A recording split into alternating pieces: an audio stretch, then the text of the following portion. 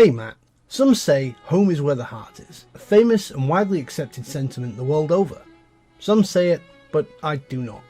The concept of home, or the feeling of comfort and happiness derived from being in a place that brings about these feelings, applies more to an action than a physical place to me. A house is just four walls and a roof, a place where I eat, rest, bathe and so on. I have no particular connection to it beyond this. So this then raises the question, where do I consider to be home? Well, that comes down to a when rather than a where. It relates to an action rather than a singular location or place, unless you consider the act of travelling to be a singular place through the use of a metaphor. Put simply, I feel at home while travelling. The destination is often the secondary consideration, while the act of travelling itself is the primary focus. This does not apply necessarily if I am on the way to meet people I care about, such as friends, but it gives such a sense of freedom, of exploration, and being able to learn about things around me the world over.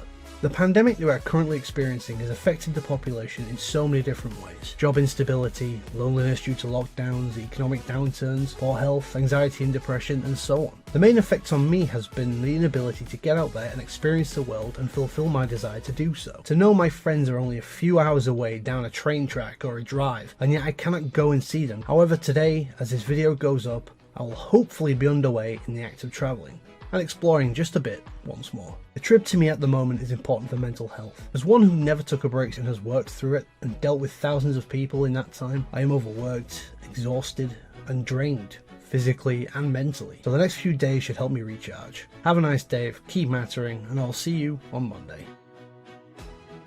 One last thing, the only name I could come up with for you and Christmas involving Palka was a Yuletide Palka.